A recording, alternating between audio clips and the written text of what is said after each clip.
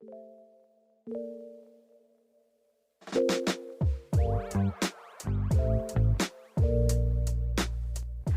everybody, and welcome to another episode of Find Your Model Health, the official podcast for those looking for long-term health and weight goals and understand how their body really works. I am your host. I am Shemaine Laney. I'm a fitness and nutrition expert, certified iridologist, and biohacker. I hope you're all keeping really well today and you are ready to learn more about enzymes. In this part 2 episode, we are looking at a specific enzyme that may be helpful for those who have gluten issues. But before I go on, I must remind you that the information in these podcast episodes is for informational purposes only and should not be taken as medical advice. Please consult your health practitioner before making any lifestyle changes. Okay, let's go on. So, as I mentioned last week, there are many different types of enzymes and they all have different types of jobs to do, and they help with many functions within each cell of our body. Enzymes are very important, but the production of our enzymes within our body can get down-regulated over time for many reasons, and that's where we can look at upregulating them with enzyme supplements or even other practices like bitters and stuff that will help stimulate the vagus nerve and gastric acids. But one thing that always crops up that people may have a problem with, and I'm doing the quote fingers, and that's gluten. A lot of people have what they believe is a gluten intolerance. If I had $1 for every time a client came to me and told me they had a gluten intolerance or even a dairy intolerance, and I've been able to implement some sort of gluten back into their diet and dairy and they have no issues, I would be quite rich. But every once in a while, I do get someone that actually does have a severe gluten intolerance. It's quite rare, but it does come along. Like most people I speak to on consultations, they will say, well, I think I have a gluten intolerance or some sensitivity to gluten, but it's usually other inflammatory compounds that are causing the issue in their gut, and then I can introduce some gluten and they have no problems at all. But like I said, once in a while I will see something severe come along where the person actually has a real intolerance. They might have celiacs or they might not. It might be something else.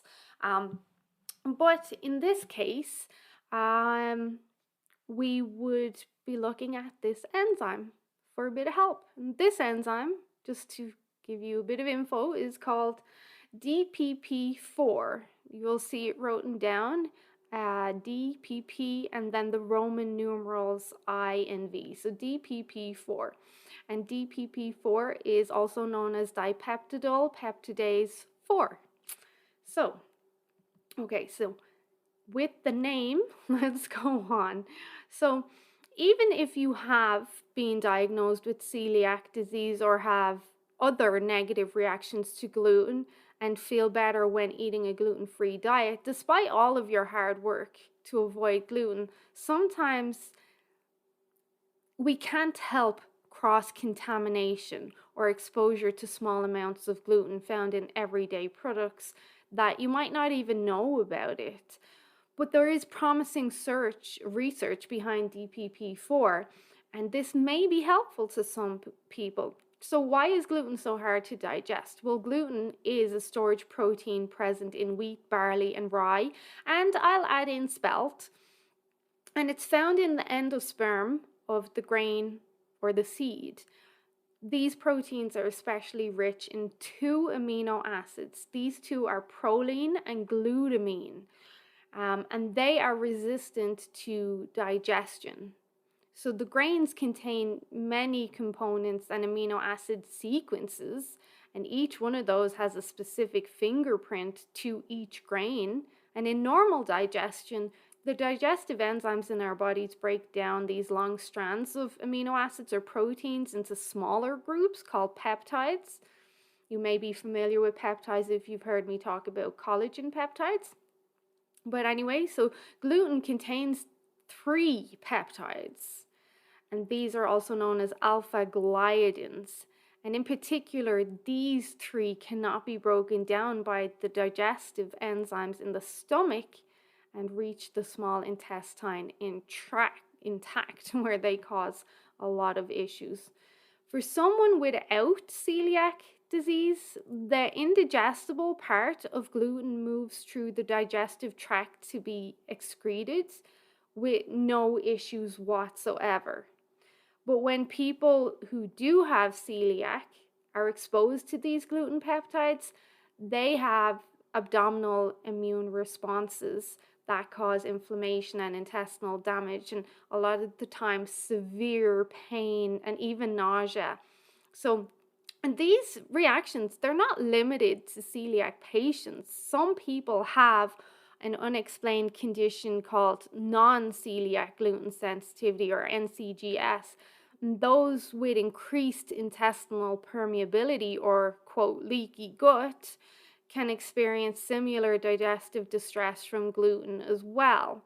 And these reactions are quite severe in that there's quite a lot of pain.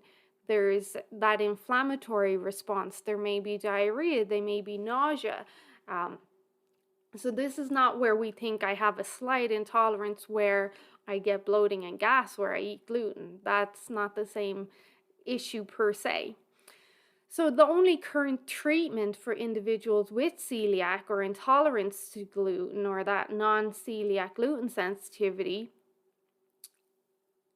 is, well, some would think, a lifelong avoidance of gluten as much as possible. And like I mentioned at the beginning, unfortunately, avoiding gluten completely is hard to do, as it is hidden in many common products, and even products labeled gluten-free may contain small amounts of it, and then you have cross-contamination when eating out or traveling. So it can be quite hard to completely avoid. Ingestion of amounts as small as 25 to 50 milligrams may elicit an adverse reaction in some people. And to think about that, that's literally the size of a crumb. So think about that. So consuming small amounts of gluten daily, as little as that crumb, can cause also renewed villus atrophy, which means a further breakdown of the gastrointestinal lining, and this is according to a 2007 study. So think about that for a minute. If you have these severe reactions to something in that 25 to 50 milligram range of gluten, so a crumb, chances are you are verging on the edge of celiac, and probably would be wise to go get tested if you have not. But I can understand why people don't want to get tested with everything going on nowadays. Anyway, so gluten sensitive individuals may feel safer or feel more comfortable having a backup. And that's where DPP4 comes in. So knowing that they can take an enzyme as a precaution before eating and perhaps cut down the risk of accidentally getting glutened, DPP4 might be the problem solver right there. However, it's important to note that enzymes are not intended to allow a celiac to start a gluten-containing diet. This is more of a precaution or a slight preventative measure if you know you might get exposed to gluten on a certain day or at a certain time. So this enzyme, DPP4, or dipeptidyl peptidase 4, has only been tested so far on small amounts of gluten in a meal, so not like a whole bowl of pasta. So it's not your free-for-all ticket, it's not a free pass. So this dipeptidyl peptidase enzyme is a form of protease, and you'll remember from last week's podcast episode on understanding enzymes that protease, there are protein breakdown enzymes, so they help us break down and metabolize enzymes.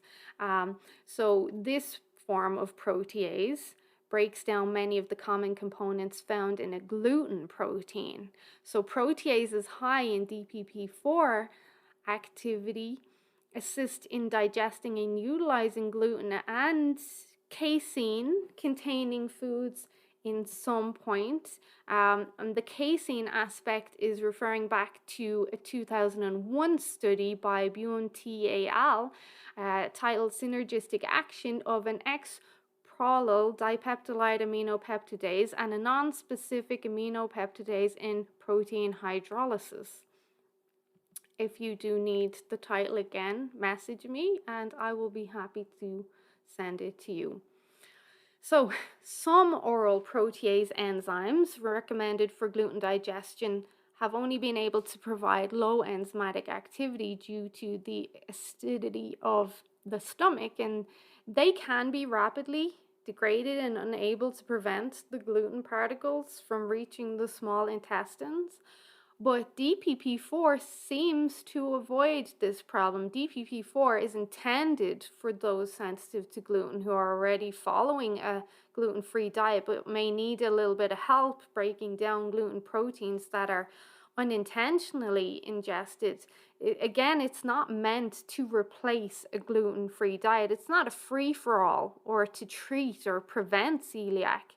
And DPP4 may not even work well for people that have celiac or even non-celiac wheat sensitivity, because they may be reacting to other parts of the wheat, such as the fructans or the amylase trypsin inhibitors, not actually the gluten. So there is more to this, but this enzyme does offer some hope to people that that may have gluten issues and need a little bit of support on days where they might have exposure. So basically, if you feel you have a real gluten intolerance or issue or non-celiac issue or even celiac, having a bottle of this in your purse as you go out or in your car as you go out might be helpful as not even a preventative measure, but as precaution. And there's one thing to note though as well, that this enzyme is not effective for true wheat allergy, so that is completely different. But DPP4, you can get different supplements containing it in the likes of Community Foods, Whole Foods. I'm not sure about Nutters. I have seen it on Amazon, so there are options. And most of the time lately, enzymes are not too expensive.